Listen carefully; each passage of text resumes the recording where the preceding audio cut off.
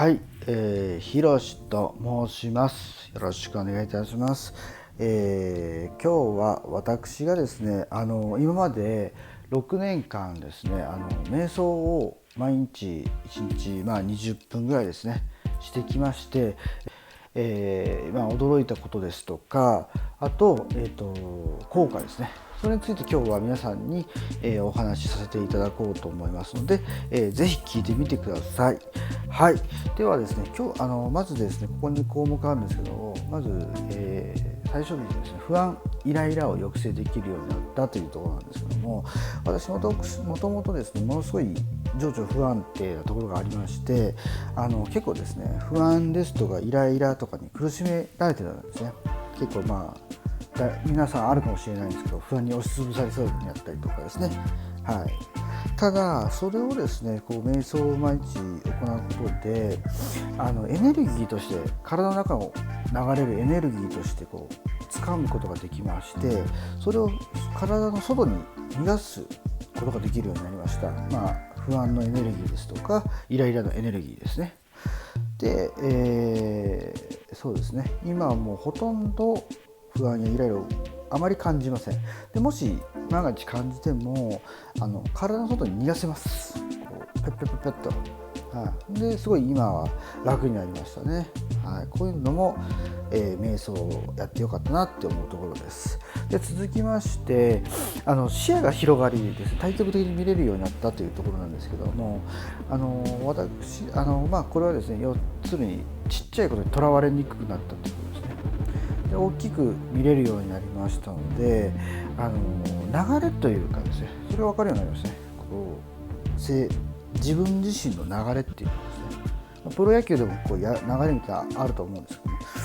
自分個人の流れみたいなのをつかめるようになって、でその流れに乗ることでですね、割と人生がスムーズにいくようになりましたね。で、ストレスもだいぶ軽減されるように感じております。で、あと大きく見ることで視野が広がって大きく見ることで、例えばですね、悩みからもですね、解放されるようになりましたね。例えば誰かが自分のことを攻撃してきたり拒否してきたりすると思うんですけど、相手の価値観っていうのをですね、分かって、で、自分の見方っていうのを両方とも客観的に見れるようになりますので、それで、相手を許せるようになるんですね。そういうふうにして悩みから解決するというか解放されるって感じですね。感情が分からなくなる、腹が立たなくなるって感じですかね。例えば人からいじめられてもね、そういうのが起きるようになりましたね。続きまして、観念や想念が分かるようになったというところなんですけれども、これはですね、やっぱ私たちは現実を生きていますが、結局それは自分の中の心の観念や想念っていうものが作り出したものっていうことが分かるんですね。これを分かるとですね、やっぱ例えば自分が人に対していろんな基準をはめてみてるとか、自分を基準から見て、でその基準で苦しんでいるということが分かってきますね。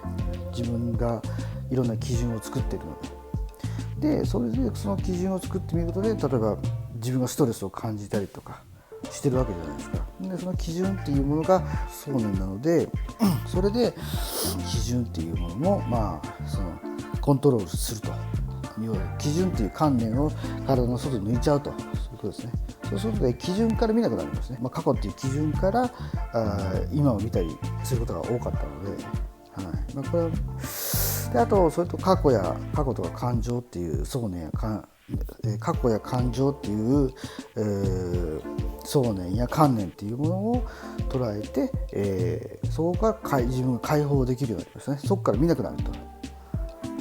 そういうのがありますね。で、もちろんですね、想念や観念っていうのがコントロールできるようになってきますので、コントロールすることでとらわれにくくなりますね。なんで、主観っていうものもあまり消えていきますので、頭がすっきりしますね。こう爽やかな気持ちで生活ができます。であとやっぱ体が軽くなりますね。想念や観念といったものをコントロールして体の外に逃がすことで、はい、あと時間や時空間といったものも全部想念や観念でできていますので、それも体から逃がしていくということができるようになりました。もちろんそういうことができるようになったことで、より今に集中できるようになりますね。今現在に生きるというか、で集中力も当然上がりますよと。これで、だいぶ私も生きやすくなってきたのかなと思います。で続きましてですね、口内炎が治せるようになりましたよっていうところなんですけれども、これはですね、口内炎っていうのを舌にできますけども、ベロにですねの先端とかにマイナスのエネルギーがそこに溜まってると思うんですね。でそのエネルギーを逃がすことができるようになるんですね。捉えて逃がす、でこれができるようになりましたので、もう今までだいたい 3,4 年前からだいぶ口内炎を治せるようになったんですけど、あとやっぱりそれが口内炎が治せるようになったことをきっかけにしてですね、やっぱ体の中にやっぱり痛みですとか違和感っていうものがやっぱあった時に、同じ要領で体からそのストレスとかマイナスのエネルギーっていうのを抜くことで、体を整えることができるようになりましたね。でだいぶ